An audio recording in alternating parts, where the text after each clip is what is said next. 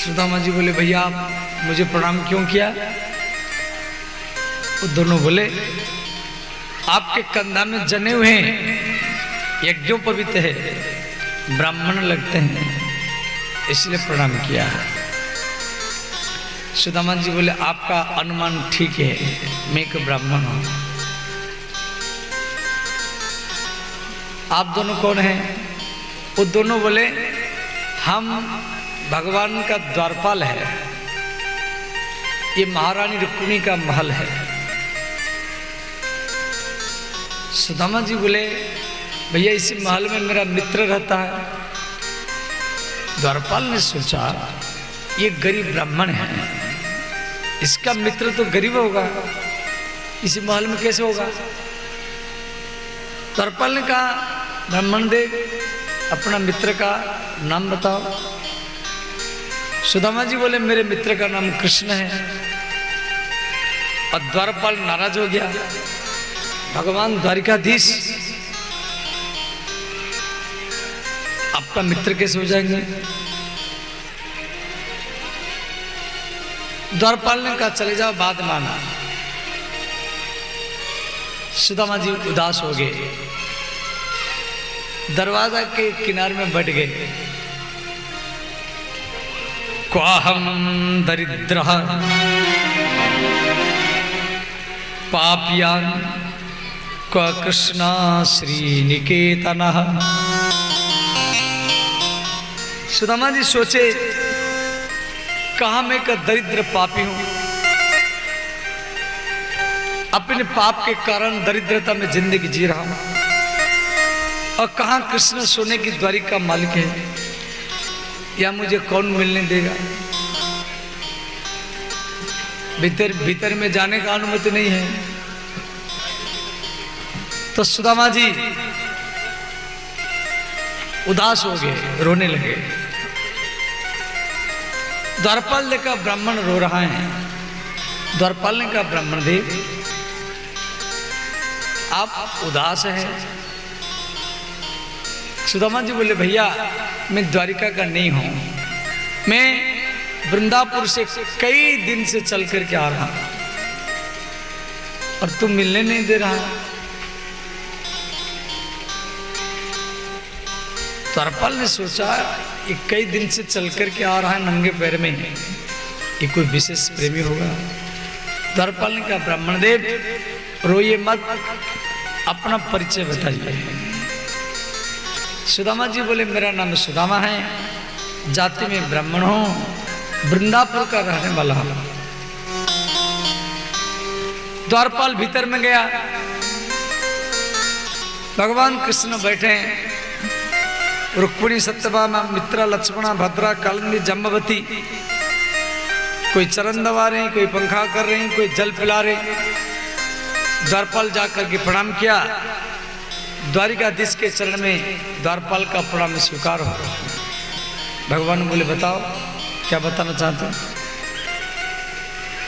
द्वारपाल ने कहा भगवान आपके दरवाजा में साधु संत भिखारी अतिथि अभ्यागत दिन भरी रात भरी आते रहते हैं, और ये आपके दरवाजा का धर्म है। आज तक आपके दरवाजा से कोई खाली हाथ में नहीं गया है। और ये एक ऐसा ब्राह्मण है कई महीने से चल करके आया है, और उसका नाम सुदामा है। भगवान जैसे सुने मेरा मित्र सुदामा मेरे दरवाजा में आकर के खड़ा है, भगवान जैसे सुने तुरंत छलांग लगाए, और भगवान भागते हुए चले गए। सारा द्वारिका के लोग घबरा गए। जब भगवान के पास में बड़े बड़े ऋषि मुनि, राजा महाराजा देवता लोग आते हैं, ब्रह्मा जी भी आते हैं, शिव जी भी आते हैं, परंतु भगवान इस प्रकार कहीं भागते हुए नहीं गए जिस प्रकार आज इस सुदामा से मिलने के लिए भाग रहे सुदामा। भगवान भीतर से भागते हुए गए, उधर सुदामा जी देख रहे हैं कृष्ण भीतर से भागता हुआ मेरे ओर आ रहा है। सुदामा जी भी रह नहीं पाए, वो भी भागते हुए चले गए। दोनों मित्र दोनों को भर करके आलिंगन किए। बोली श्री भक्तवत्सल भगवान की जय, सुदामा जी महाराज की जय। भगवान कृष्ण सुदामा कृष्ण को दोनों को आलिंगन किए। आलिंगन छाती से छाती मिलाना। तो भगवान का तो भरपूर शरीर है और सुदामा का हड्डी शरीर है। तो भगवान सुदामा को ऐसा आलिंगन किए, हाथ को घुमाए तो पीठ में सब हड्डियां हैं। भगवान समझ गए मेरे मित्र को पेट भर के भोजन नहीं मिलता है। अंत में कृष्ण यदुवंशी क्षत्रिय है और सुदामा ब्राह्मण है। तो कृष्ण क्या किए, सुदामा के चरणों को छूने के लिए वो झुक गए, परंतु सुदामा जी झुकने नहीं दिए। सुदामा जी पकड़ कर तुरंत उठा लिए।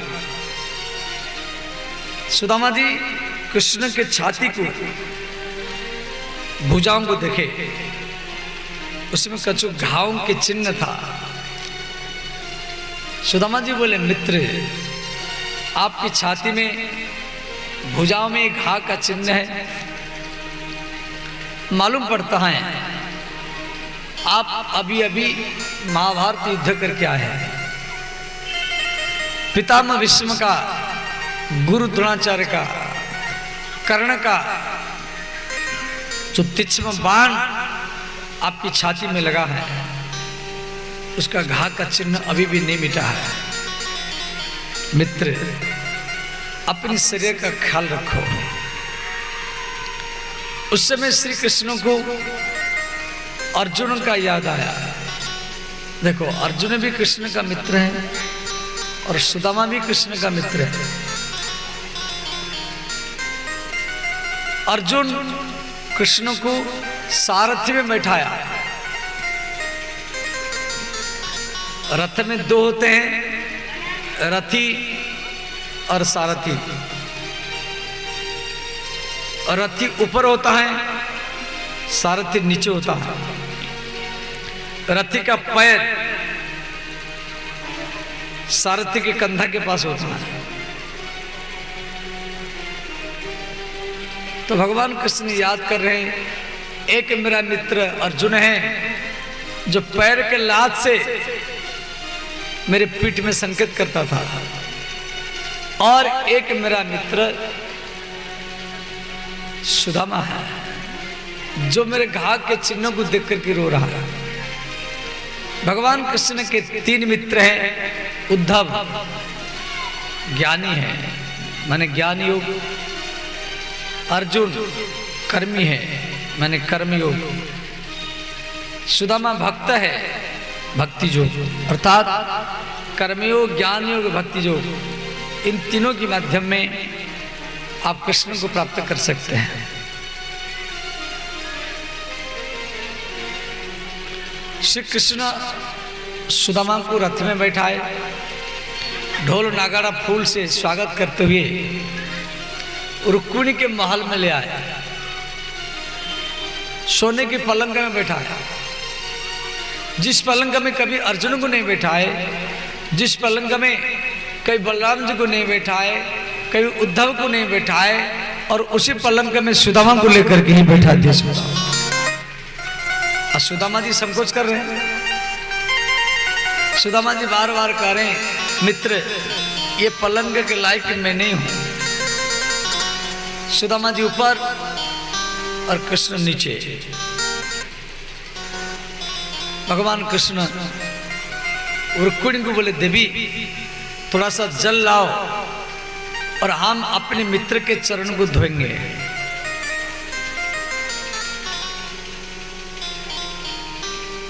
रुक्मिणी सोने की कलश में जल लेकर खड़ी है और सुदामा जी के चरणों को भगवान कृष्ण अपने हाथ में ले रखे, देख रहे हैं हड्डी हड्डी चरण, नस नस चरण, धूली लगा हुआ चरण, मिट्टी लगा हुआ चरण, फफला पड़ा हुआ चरण। तो सुदामा जी कई महीने से चल कर क्या है, चरण में सो फफला पड़ा हुआ।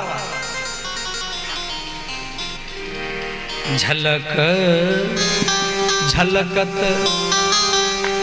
पाय कैसे, झलकत झलकत पाय कैसे। जब श्रावण महीना में आप सुल्तानगंज से जल लेकर के देवघर जाते हैं, नंगे पैर में, पैर सूज जाता है, सो फफड़ा पड़ जाता है, पानी भर जाता है। और सुदामा जी कई दिन से चलकर क्या है, झलक झलकत पायन कैसे, झलकत झलकत पाय कैसे। पंकज कन ओशोकन जैसे, पंकज कन ओशोकन जैसे। श्री राम जय राम जय जय राम, श्री राम जय राम जय जय राम।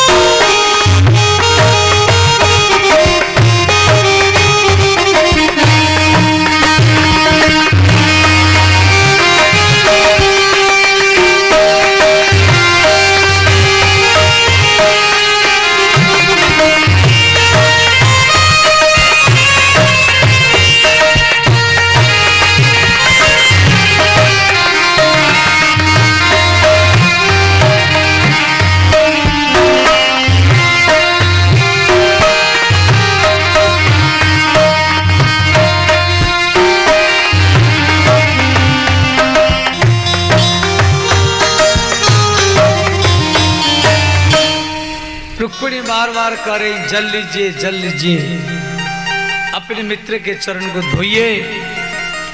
भगवान कृष्ण रुक्मिणी के सोने की कलश का जल भूल गए। अब कृष्ण रो रहे हैं, आंखों से आंसू सुदामा के चरण में गिर रहा है, और भगवान आंसुओं के जल में सुदामा जी के चरण को धो रहे हैं। सुदामा जी कृष्ण को पकड़ करके गोदी में बैठा लिए, बोले मित्र आप रो रहे हैं। कृष्ण बोले मित्र मेरे कारण आप बहुत दुख पाया, एक मुट्ठी चना के कारण मैं आपको गाली दिया था। सुदामा जी बोले अभी तक वो बात आपको याद है? कृष्ण बोले मित्र क्या आपकी शादी हो गया? सुदामा जी बोले कृष्ण तेरी भाभी का नाम सुशीला है। कृष्ण बोले मेरी भाभी ने मेरे लिए कुछ नहीं भेजा। सुदामा जी वो 4 मुट्ठी चावल को तकिया के नीचे, कान के नीचे इधर उधर छुपा रहे हैं। सुदामा जी संकोच कर रहे हैं, जो सब देख रहे हैं, मैं कैसे दूंगा, मेरा मित्र का इज्जत नीचे गिर जाएगा, इसे छुपा रहे हैं संकोच के कारण।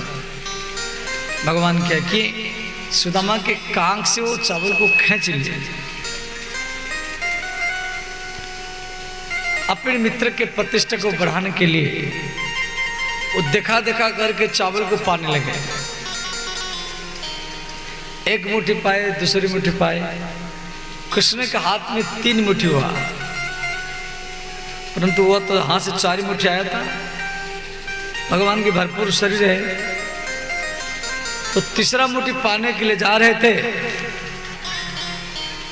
तो रुक्मिणी भगवान के हाथ को पकड़ा। रुक्मिणी महालक्ष्मी का अवतार है। रुक्मिणी वो चावल को अपने हाथ में ले लिया और कहा नाथ देखो ये चावल कैसा है, इसमें अरुआ है, उसना है, सब मिला हुआ है। मालूम पड़ता है आपकी भाभी कई घर से मांग करके चावल भेजा है। रुक्मिणी वो चावल को बढ़ाया और इतना बढ़ाया वहां जितना व्यक्ति देख रहे थे सबको एक एक मुट्ठी दिया और उद्धव अक्र को बुला कर कहा देखो ये सुदामा जी का चावल है और ये चावल जिसके घर में जाएगा उसकी दरिद्रता गरीबी समाप्त हो जाएगा और धन धन्य में ही भर जाएगा। रुक्मिणी चावल हर घर घर में भेजा। भगवान अपनी पत्नियों को बोले देवियों जल लाओ, मेरे मित्र को स्नान कराओ। 16,108 पत्नी है, सब सोने की कलश में जल लेकर के आई है। सुदामा जी बोले इतना सिर पर जल डालूंगा तो मुझे ठंडा पकड़ेगा, बुखार होगा।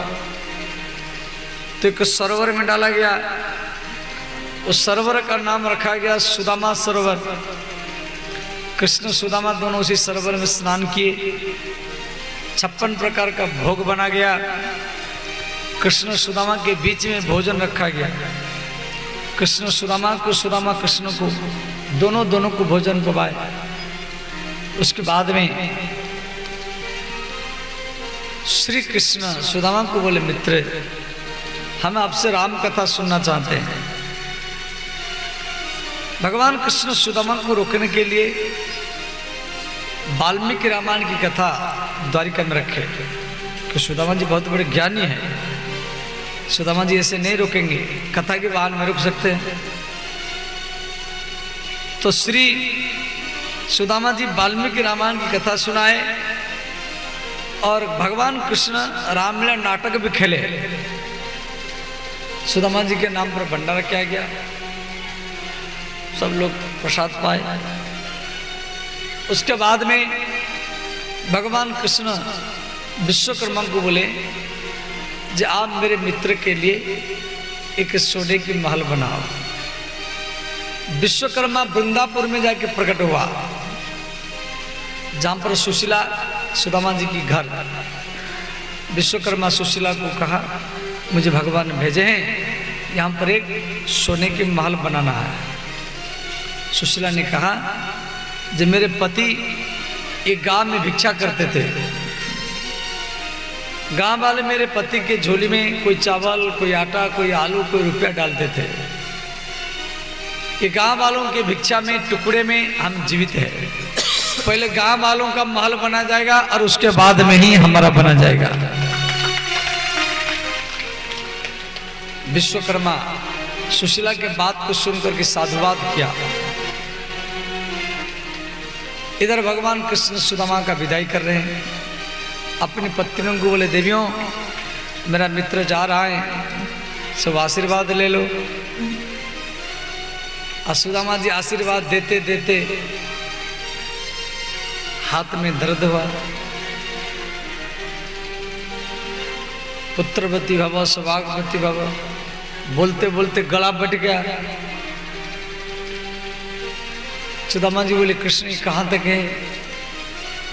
भगवान बोले, अभी 2000 हुआ है, 14,000 अभी बाकी है। कि भगवान के 16,108 पत्नी है। आपके ननौती की जनसंख्या भी 16,000 नहीं होगा। भगवान के पत्नियों की संख्या उससे ज्यादा है। तो कृष्ण को सुदामा जी बोले, अब ये बारी बारी से मिल रहे हैं, इनको सबको बोले साथ में प्रणाम करें, हम थक गए हैं। भगवान कृष्ण अपनी पत्नियों को बोले, देवियों मेरा मित्र थक गया है, अब बारी बारी से मत मिलो, सब इकट्ठा प्रणाम करो। फिर सब प्रणाम किए। सुदामा जी आशीर्वाद दिए। भगवान सुदामा को रथ से विदाई किए और सुदामा जी भगवान के चरण कमल का दर्शन करके वो महल में प्रवेश किए। बोले श्री सुदामा जी महाराज की जय।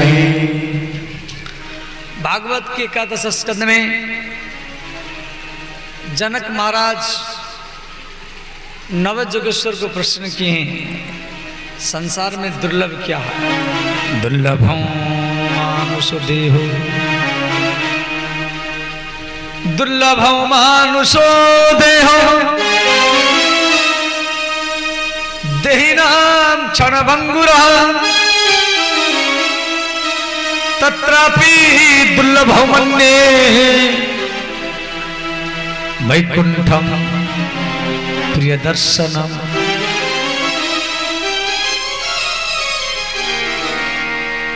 बड़े भाग नुसतन पावा, सुर दुर्लभ सब ग्रंथ निगावा। राम सिया राम जय जय राम। राम सिया राम जय जय राम। कर्म प्रधान विश्व करी राखा, जो जस करे तस फल चाखा। राम सिया राम जय जय राम। राम सिया राम जय जय राम। सब गाइए, दोनों हाथ उठा करके गाइए सब।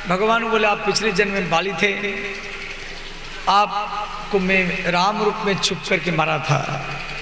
मेरी इच्छा आपके बाण के रूप में मेरे चरण में लगा, पहले आप वैकुंठ जाओ, उसके बाद हम जाएंगे।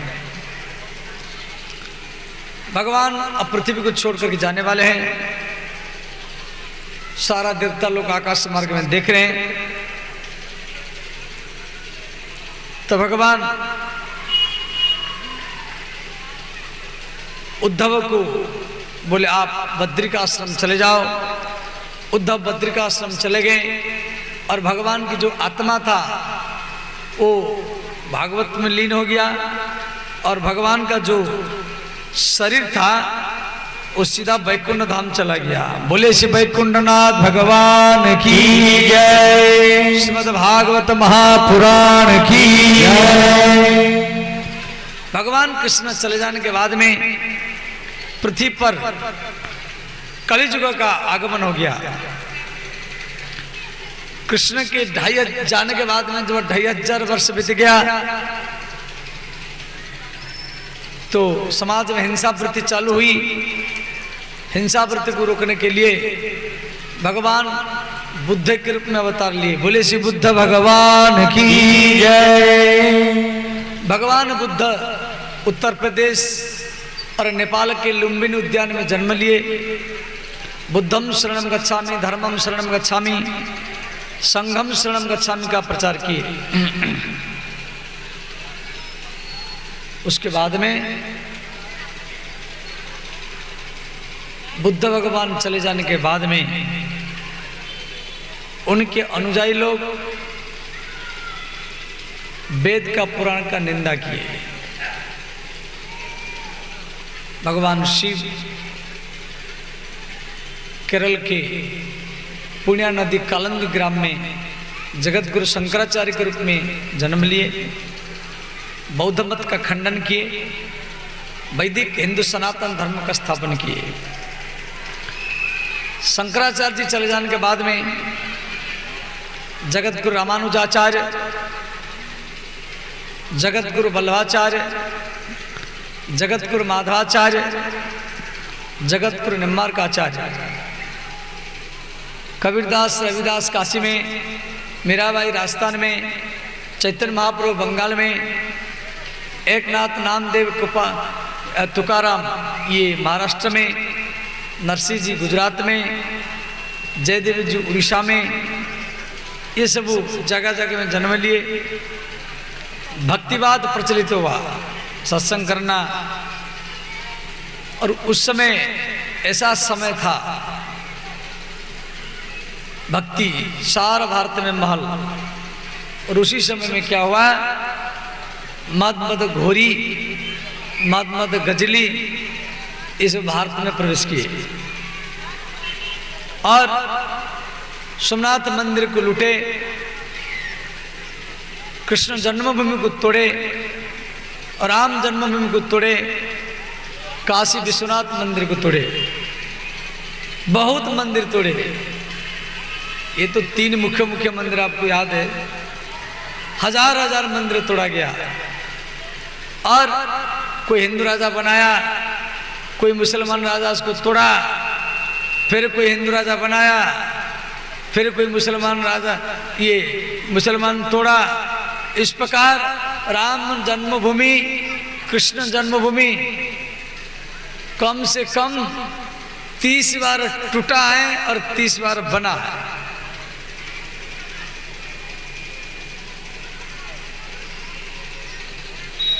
उस समय जितना सब मुसलमान शासक, उनका यही काम था हिंदू का सत्ता हटाओ कैसे। और समाज में जितना सुंदरी कन्या है उनको जबरदस्त उठा लाओ, यवनों से शादी करा। गुरुकुल में जितना बच्चे विद्या अध्ययन करते हैं, वेद पाठ करते हैं, उनको जिंदा जलाओ। भागवत रामायण गीता को इकट्ठा करके आग लगा गया। औरंगजेब कृष्ण जन्मभूमि को तोड़ा, और कहा मुझे डेली 1.25 मन जनेऊ चाहिए। 1.25 मन माने 50 किलो, 1 मन का 40 किलो होता है। सब ब्राह्मण को इकट्ठा करो, उनके जनेऊ को उतारो, इनको गोमांस कराओ, यदि नहीं करते उनका मस्तक काट दो। अब ब्राह्मण लोग को जीना है कैसे भी, तो 50 किलो जनेऊ डेली वो ब्राह्मण का उतारता था और उन ब्राह्मणों को धर्मांतर करता था। वो ब्राह्मण लोग भयभीत होकर के मुसलमान बन जाते थे। इस प्रकार ब्राह्मण समाज में अत्याचार हुआ। हिंदुओं के सुंदरी कन्याओं को बचाने के लिए समाज में बाल्य विवाह प्रथा प्रचलित हुआ। और ये सब हिंदुओं के संकट को देखकर के जगत गुरु रामानंद आचार्य शंखनाद किए, तो श्री गुरु गोविंद सिंह ने तलवार उठाया हिंदू सनातन धर्म को बचाने के लिए। इसीलिए सिख धर्म, उसको सिख धर्म कहा जाता है। उसमें साधु लोग से तलवार रखता है। साधुओं में का नागा संप्रदाय होता है जो कुंभ मेला में वो साधुओं का सिपाही होता है। ये सरकार वगैरह सब पहले नहीं था। और ऐसे सब सनातन धर्म के ऊपर संकट आया तो भागवत में दिया गया है,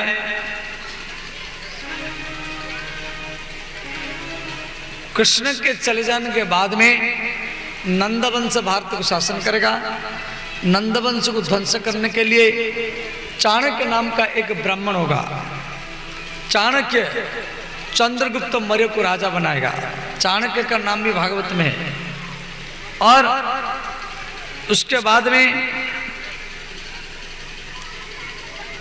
चंद्रगुप्त, अशोकवर्धन, सुयश, सालिशु, ये सब सोमवंशी राजा भारत को शासन करेंगे।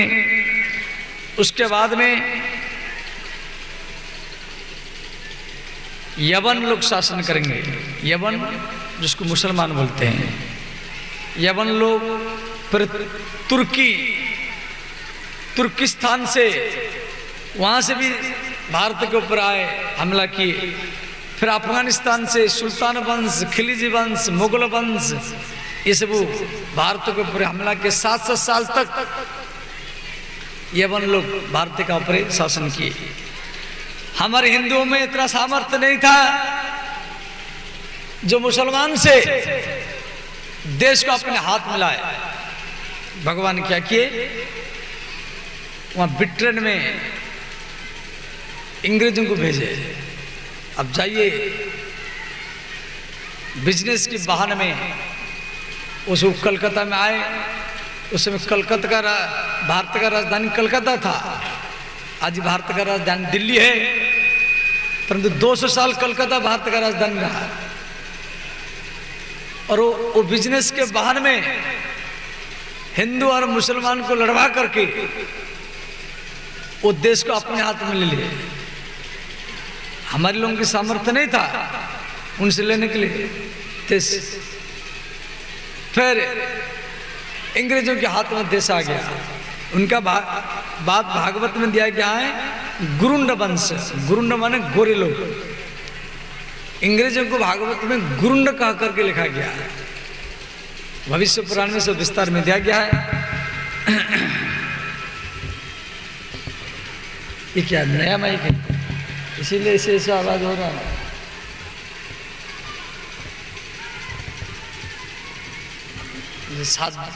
11 दिन से इतना लोड नहीं पड़ रहा है जितना इसी माइक में लोड पड़ रहा है मुझे। तो मुझे मेरा आवाज़ अच्छा नहीं लग रहा है, ध्यान देना।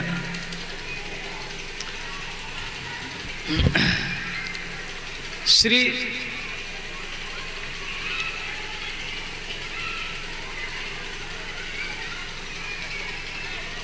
अंग्रेज से फिर हमारी स्वाधीनता संग्रामी लोग अपने हाथ में लाए। भागवत में दिया गया है। फिर मौन वंश, अभी जो शासन चल रहा है इसको बोलते हैं मौन वंश। मौन माने गुप्त। अब जो भी वोट डालते हैं तो मौन होकर के छुप करके डालते हैं, किसको बोल नहीं सकते जब फलाने व्यक्ति को मैं वोट दिया हूँ, ऐसे बूथ में नहीं बोल सकते, छुप करके मौन होकर के, इसको मौन वंश शासन कहा जाता है। और ऐसे धीरे धीरे कलयुग बढ़ेगा। जो कलयुग बढ़ेगा व्यक्ति कोई किसका बात नहीं मानेगा। कलयुग में व्यक्ति जैसे सत्ययुग में 21 हाथ का है, त्रेता में 14 हाथ का है, द्वापर में 7 हाथ का, कलयुग में व्यक्ति 5 हाथ का होना चाहिए। परंतु जब बार बार वायरस के अटैक पड़ेगा, इधर उधर का खान पान बिगड़ेगा, तो व्यक्ति 5 हाथ से 4.5, 4, 3.5, 3 ऐसा कलयुग आएगा। तृतीय विश्व युद्ध के बाद तो व्यक्ति सब 2, 2, 2.5, 2.5 हाथ के हो जाएंगे, जांग के बराबर। और सत्ययुग में व्यक्ति लाखों वर्ष से जीवित रहता है, त्रेता में 10,000, द्वापर में 1,000, कलयुग में व्यक्ति का आयु 100 वर्ष होना चाहिए। और 100 से घट करके 80, 60, 50, 40, 30 और 25, अंत में 20 साल हो जाएगा।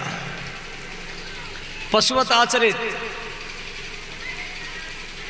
आजकल जो विवाह बारात लेकर के बैंड बजा करके टेंट लगा करके समाज को भोज दे करके माता पिता की इच्छा से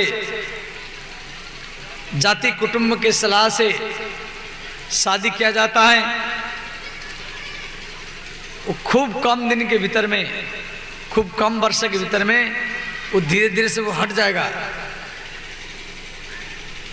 शादी माता पिता की इच्छा से नहीं होगा, शादी कुटुंब या जाति की इच्छा से नहीं होगा, शादी अपनी इच्छा से होगा। वो अपनी इच्छा से शादी करेगा। मोबाइल में, इंटरनेट में, नेट में, व्हाट्सएप में शादी होगा, ऑनलाइन होगी, और उसको तलाक भी जल्दी होगा। आज जब ऑनलाइन शादी होगी, आपस में थोड़ा सा भिड़ गए तो तलाक तुरंत, फिर दूसरे से शादी करेगा, फिर कुछ दिन, फिर तीसरी से, ऐसा सोच समय आएगा। और संसार में वो विषय के भोग को सबसे बड़ा सुख मानेगा। विषय की भोग के लिए वो अपनी स्त्री को भी मार सकता है और अपने पति को भी काट सकता है और अपने माता पिता को भी छोड़ सकता है, अपने घर द्वार को भी छोड़ सकता है। क्यों? संसार में विषय का भोग वो सबसे बड़ा सुख मानेगा, उसके सामने सब नीचा है। यदि वो मलमूत्र का एक पिंड है, इसमें कुछ नहीं है, 1-2 साल के बाद होते मन हट जाएगा, फिर मन तीसरे के ऊपर चला जाएगा, फिर 1-2 साल फिर और किसके ऊपर, फिर बंड लिखा जाएगा जहां हम आपके साथ मात्र 1 साल रहेंगे, फिर आपको छोड़ के जा सकते हैं। फिर ऐसा समय आएगा, नहीं मात्र 6 महीना आपके साथ शादी करेंगे, आपको छोड़ के जा सकते हैं। फिर ऐसा समय आएगा, नहीं 1 महीना रहेंगे, ऐसा कलयुग आएगा। अभी नहीं आया है, परंतु विदेश में तो प्राय चालू हो गई, भारत तो बचा हुआ है। सब माता लोग छोटे छोटे कपड़ा पहनेंगे और उनके सामने पुरुष सकुचाएंगे। हम विदेश में गए, हमको शर्म लगता था, भाई कैसे हम बाहर जाए, हम फंस गए। और वो सब धीरे धीरे भारत में अब आएगा। और बच्चे माता पिता की बात नहीं मानेंगे, तो इस प्रकार जब कलयुग आएगा तो उस समय संबल ग्राम मुखस्य ब्राह्मणस्य महात्मनः, संबल ग्राम में विष्णु शर्मा नाम का एक ब्राह्मण होगा। उसके परिवार में कल के भगवान का अवतार होगा। बोले श्री कल के भगवान की जय। चारों तरफ मस्जिद बन जाएगा और इतना मस्जिद बनेगा एक दूसरे से टकराएगा। क्यों? मुसलमानों की संख्या तेजी से भाग रहा है, उनकी कई कई पत्नी है और कई कई बच्चे हैं। मैं तो बिहार में 30 साल से कथा कर रहा हूँ, जहाँ 2-2 परिवार थे और पूरा वहाँ एकदम गांव बस गया है। और जैसे आज कश्मीर है, जहाँ ब्राह्मणों का प्रांत था वो वहाँ ब्राह्मण है ही नहीं है, वहाँ जाने के लिए भय लगता है। अब केरल जहाँ जगत गुरु शंकराचार्य जी का जन्मस्थान है, विशुद्ध हिंदू अंग था, अब वो भी मुस्लिम स्टेट बन चुका है। और आसाम अभी बारी चल रहा है बंगाल का, भविष्य पुराण से दिया गया है। इसके बाद में उत्तर प्रदेश का आएगा बारी, फिर उसके बाद में आएगा बिहार का, और ऐसे धीरे धीरे यवन की संख्या बढ़ता चला जाएगा। सारा 52 देश मुस्लिम प्रांत है, परंतु छोटा छोटा देश है, और हम केवल भारत, ऐसे वो 52 देश जितना है भारत अकेला इतना है, परंतु हमारी में एकता नहीं है, धर्मवाद है। कोई थोड़ा सा ज्ञानी होता है वो अलग पंथ बना देता है। हमारे अंदर में यही कमी है, कोई थोड़ा सा ज्ञानी हो गया वो सनातन को तोड़ के अलग पंथ बना देता है, जहाँ में अलग है। और यही हमारी कमी है, पंथवाद, संप्रदायवाद, मतवाद फंसे करके आपस में लड़ा लड़ी करते हैं, और धीरे धीरे यवन की संख्या बढ़ता जाएगा। तो उस समय जब सारा देश में यवन भर जाएंगे तो कल के भगवान का अवतार होगा। तो फिर भगवान कली वैदिक हिंदू धर्म का स्थापन करेंगे, सनातन धर्म का। 4 प्रकार के प्रलय हैं, नित्य प्रलय, नैमित्तिक प्रलय, आध्यात्मिक प्रलय, महाप्रलय। जब प्रलय होगा, महाप्रलय, तो साल भरी लगातार दिन ही दिन रहेगा। जैसे चंद्रमा में 14 दिन लगातार दिन रहता है और 14 दिन लगातार रात रहता है। अब चंद्रयान 3 गया है तो 2 अगस्त 23 में पहुंचा है, तो लगातार 14 दिन तक वो घूमेगा। उसके बाद चंद्रमा में रात आएगा, वो अपने डाटा भेजेगा। ऐसा हमारी कई प्रांत है जहाँ 6-6 महीना तक दिन होता है। मेरू कुमेरू में लगातार, अर्जेंटीना अंटार्कटिका है जहाँ 6-6 महीना तक दिन चलता है, 6-6 महीना तक रात चलता है, इसी बाहर पृथ्वी में। ऐसे संपूर्ण पृथ्वी में 100 साल भरी दिन रहेगा, जिसको सांबर तक अग्निवृष्टि होगा, फिर सांबर तक वर्षा होगी, संपूर्ण पृथ्वी जल में डूबेगा। और कोरोना का, जैसे कोरोना महामारी के बारे में पहले भी बताया था, चला दिखते नहीं। कोरोना के बारे में मैं पहले भी आपको सुनाया था, बारी चला कथा में ध्यान देना करो।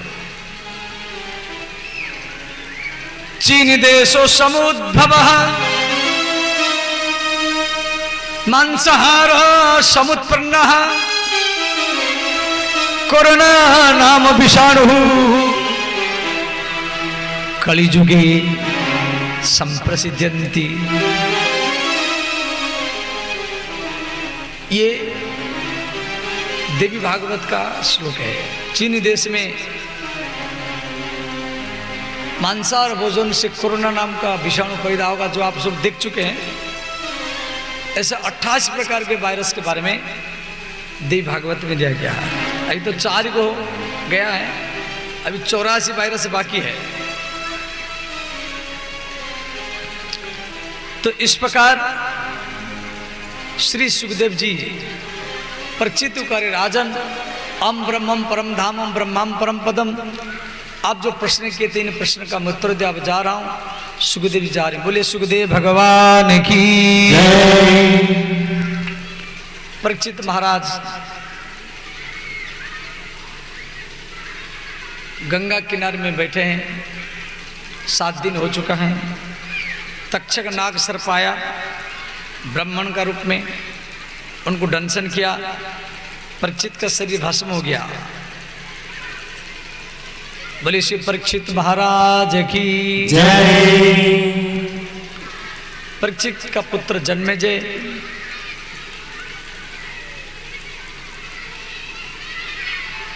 सर्प यज्ञ किया। सब सर्प यज्ञ में सर्प आकर के मरते गए, परंतु तक्षक नाग सर्प नहीं आया। जन्मेजय ने कहा ब्राह्मणों, जो सर्प मेरे पिता को काटा है वो तो नहीं आया। ब्राह्मण बोले वो इंद्र के अधीन में है, आ नहीं रहा है। तो मंत्राधीन देवता ते मंत्र ब्राह्मणाधीन। तो जन्मेजय ने कहा ऐसा मंत्र का आवाहन करो, वो इंद्र को और तक्षक नाग को स्वाहा करो। देवराज इंद्र भयभीत होकर की गुरु बृहस्पति के शरण में गए। बृहस्पति आस्तिक मुनि को भेजे। आस्तिक मुनि ये विषहरी मैया का बेटा है। ये आकर के सर्पयज्ञ को बंद किए। समाज में हर चीज का जरूरत है। दिन के लिए रात क्या चाहिए? यदि रात नहीं होगा कैसे मालूम पड़ेगा दिन है? राम को राम बनाने के लिए रावण का भी आवश्यक है। कृष्ण को कृष्ण बनाने के लिए कंस का भी जरूरत है। ऊंच नीच, धर्म अधर्म, सत्ययुग कलियुग, तो समाज में सर्पों का भी जरूरत है। यदि सर्प नहीं रहेंगे तो सर्प के अंदर में एक सामर्थ्य होता है। संसार में जितना विषाक्त गैस, कार्बन मोनोऑक्साइड, CO, सर्प क्या करता है? वो कार्बन मोनोऑक्साइड को, जिसका सिंबल CO है, वो उसको अपनी भीतर में जहर बना के रखता है। ये सर्प नहीं होंगे वो सब संसार में फैल जाएगा, ऐसे लोग मर जाएगा। इसीलिए हर चीज का आवश्यक है। फिर सर्प यज्ञ बंद हुआ। उसके बाद में श्री 4 प्रकार के वेद, ऋग्वेद, यजुर्वेद, सामवेद, अथर्ववेद, मार्कंडेय कथा दिया गया है। और भागवत का अंतिम अध्याय, जो पूरा भागवत कथा नहीं सुना है तो अंतिम अध्याय की कथा सुने, इससे भी इसको पूरा भागवत का लाभ मिल जाएगा। आज बारिश नहीं हुआ इसलिए आप सब का दर्शन हुआ। हर रोज तो बारिश होता था, लोग आते थे नहीं, और हमको एकांत महसूस होता था। ये थोड़ा अलग पड़ता है, शायद तो लोग नहीं आते होंगे, परंतु आज आप सबका दर्शन हुआ। सब टोला मोहल्ला से सब लोग आए हैं, नन्नती से आए हैं, कोड़वा से आए हैं, बुआरी से आए हैं, सासोल से आए हैं, कई गांव से आए।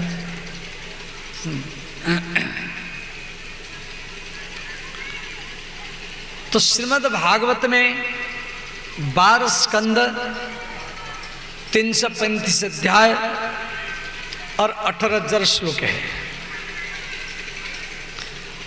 भागवत 12 स्कंद क्यों रखा गया ना? ओम नमो भगवते वासुदेवाय, ये 12 अक्षर का मंत्र है। एक एक अक्षर को प्रतिपादन करने के लिए एक एक स्कंद दिया गया है। प्रथम स्कंद में 19 अध्याय, 19 अध्याय में यह अधिकार लीला, इसमें आप लोग सुत शौनक संवाद, अवतार वर्णन और परीक्षित का जन्म, कुंती स्तुति, भीष्म स्तुति, परीक्षित का अभिशाप और सुखदेव जी का आगमन आप पहला स्कंद में श्रवण किया। दूसरा स्कंद ये 10 अध्याय का है, ये साधना लीला है। इसमें सुख परीक्षित संवाद, श्री चतुर्श्यों की भागवत, ब्रह्मा का जन्म और पुराण का लक्षण, ये आप लोग को श्रवण किया। तीसरा स्कंद जो है 33 अध्याय का है, ये स्वर्ग लीला है। इसमें 10 प्रकार की सृष्टि,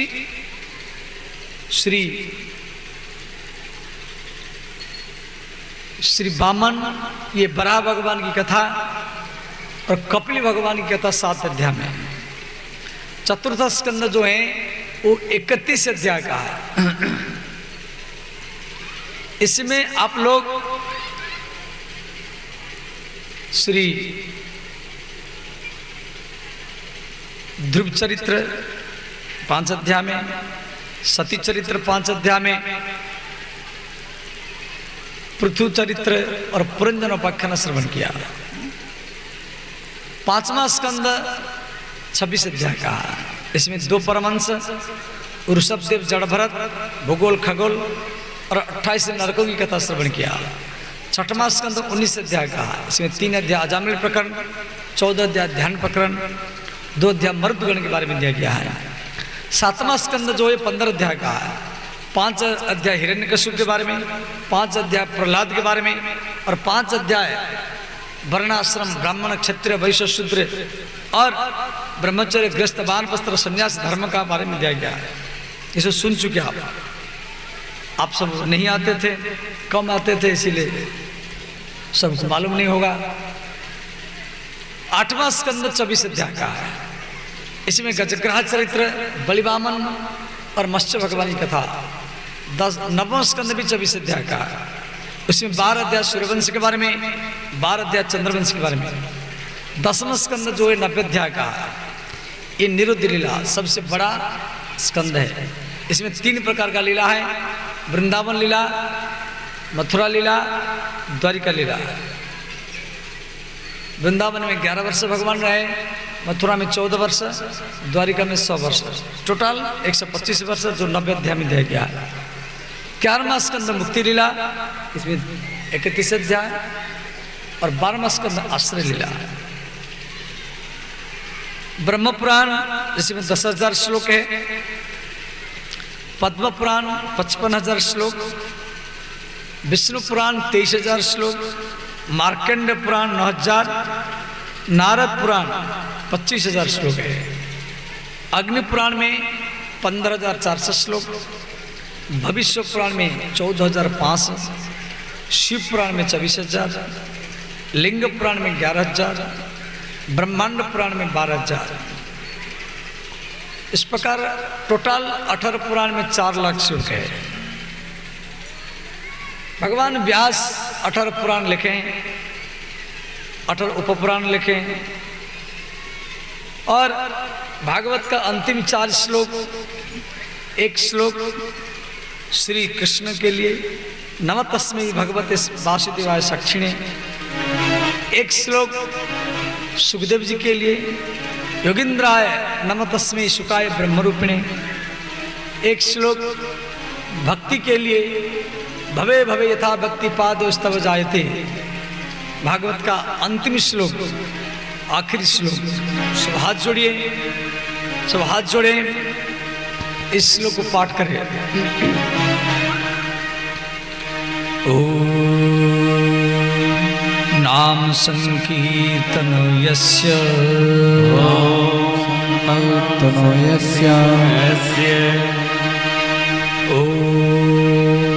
नाम संकीर्तन यस्य नाम संकीर्तन यस्य सर्व पाप प्रणाशनम सर्व पाप प्रणाशनम सर्व पाप प्रणाशनम सर्व पाप प्रणाशनम प्रणाम दुख समनः प्रणाम दुख समनः प्रणाम दुख समनः प्रणाम दुख समनः तम नमामि हरिं परम तम नमामि हरि परम तम नमामि हरिं परम तम नमामि हरि परम ओम नमो भगवते वासुदेवाय ओम नमो भगवते वासुदेवाय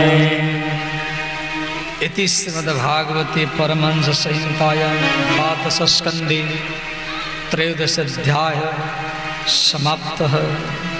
ओम तत्सत्। ओम परमात्मने नमः।